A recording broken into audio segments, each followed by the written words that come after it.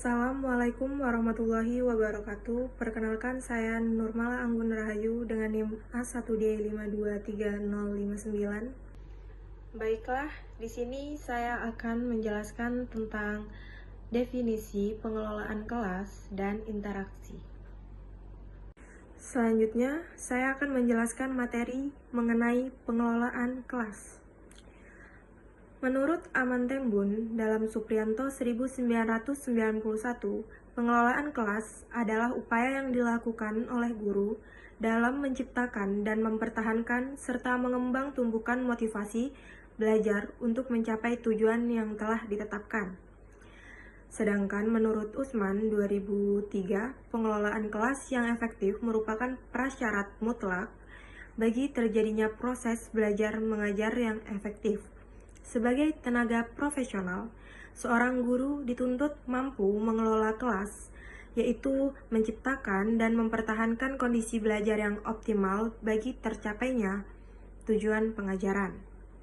Selanjutnya, pengelolaan kelas merupakan keterampilan guru menciptakan dan memelihara kondisi belajar yang optimal dan mengembalikannya manakala terjadi hal-hal yang dapat mengganggu suasana belajar pembelajaran. Pengelolaan kelas diterjemahkan secara singkat sebagai suatu proses penyelenggaraan atau pengurusan ruang di mana dilakukan kegiatan belajar mengajar. Dengan demikian, pengelolaan kelas tidak dapat terlepas dari motivasi kerja guru, karena dengan motivasi kerja guru ini akan terlihat sejauh mana motif dan motivasi guru untuk melakukan pengelolaan kelas. Sedangkan gaya kepemimpinan guru yang tepat yang digunakan dalam pengelolaan kelas akan mengoptimalkan dan memaksimalkan keberhasilan pengelolaan kelas tersebut. Baiklah, selanjutnya akan menjelaskan tentang faktor yang mempengaruhi pengelolaan kelas meliputi motivasi dan gaya kepemimpinan. Yang pertama yaitu ada motivasi. Motivasi adalah dorongan yang muncul dalam diri seseorang untuk melakukan serangkaian kegiatan yang berkaitan dengan tujuan yang ingin dicapai. Dorongan ini muncul dikarenakan adanya kebutuhan. Selanjutnya, keberhasilan pengelolaan kelas bergantung pada motivasi guru, yang artinya guru memiliki motivasi yang tinggi akan dapat mengelola kelas dengan baik dan tepat. Selanjutnya, yang kedua yaitu ada gaya kepemimpinan.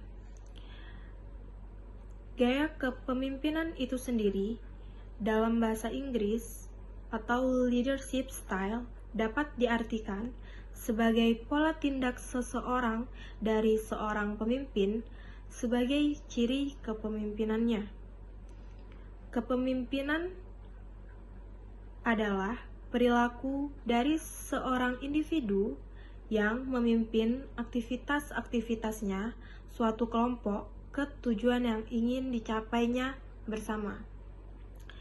Selanjutnya, gaya kepemimpinan akan menentukan sejauh mana efektivitas kepemimpinan, karena seorang pemimpin yang memiliki gaya kepemimpinan yang tepat akan dapat mengoptimalkan dan memaksimalkan kepemimpinannya. Baiklah, selanjutnya saya akan menjelaskan tentang interaksi. Adapun pengertian interaksi itu sendiri adalah proses di mana antara individu dengan individu, individu dengan kelompok, atau kelompok dengan kelompok berhubungan satu dengan yang lain. Adapun Nasdian berpendapat, interaksi merupakan suatu intensitas sosial yang mengatur bagaimana masyarakat berperilaku dan berinteraksi satu dengan yang lainnya.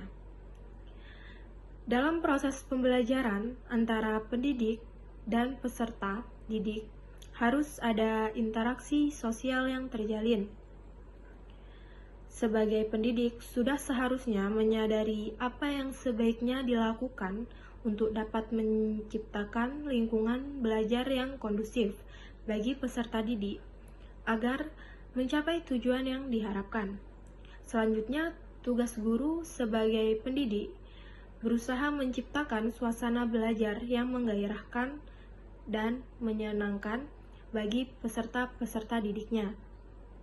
Selanjutnya, interaksi dilihat sebagai suatu yang penting untuk dapat mempertahankan dan dipelihara, dan bisa merubah perilaku, makna, dan bahasa.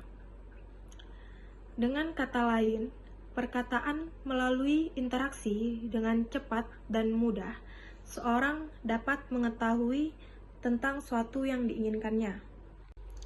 Baiklah, selanjutnya saya akan menjelaskan tentang strategi pengelolaan kelas.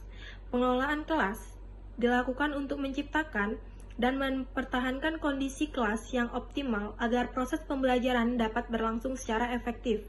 Strategi yang dilakukan guru dalam mengelola kelas pada dasarnya dalam rangka mendorong dan mengembangkan tanggung jawab individu maupun klasikal dalam berperilaku sesuai dengan tata tertib. Berikut adalah beberapa strategi pengelolaan kelas yang efektif yang dapat diterapkan oleh guru untuk menciptakan lingkungan belajar yang produktif dan kondusif. Yang pertama ada menetapkan aturan. Sejak awal tahun ajaran atau pertemuan pertama, guru harus menetapkan aturan kelas yang jelas termasuk konsekuensi dari pelanggaran. Aturan harus diterapkan secara konsisten agar siswa dapat memahami pentingnya disiplin dan tanggung jawab. Yang kedua ada mengelola tata letak ruang kelas. Pengaturan tempat duduk yang baik membantu menciptakan suasana belajar yang nyaman. Misalnya, formasi tempat duduk melingkar untuk diskusi atau berkelompok untuk kolaborasi. Yang ketiga ada pemberian penguatan positif. Berikan pujian atau penghargaan kepada siswa yang menunjukkan perilaku baik atau mencapai prestasi untuk mendorong motivasi dan perilaku positif. Yang keempat, melibatkan siswa dalam pengambilan keputusan. Ajak siswa untuk berpartisipasi dalam merancang aturan kelas, sehingga mereka merasa memiliki tanggung jawab atas kepatuhan terhadap aturan tersebut. Yang kelima, ada refleksi. Guru selalu merefleksikan efektivitas strategi pengelolaan kelasnya, membuat penyesuaian berdasarkan pengalaman dan umpan balik dari siswa. Baiklah, terima kasih telah menonton video saya. Jika ada salah pengucapan, saya mohon maaf. Sekian dari saya. Wassalamualaikum warahmatullahi wabarakatuh.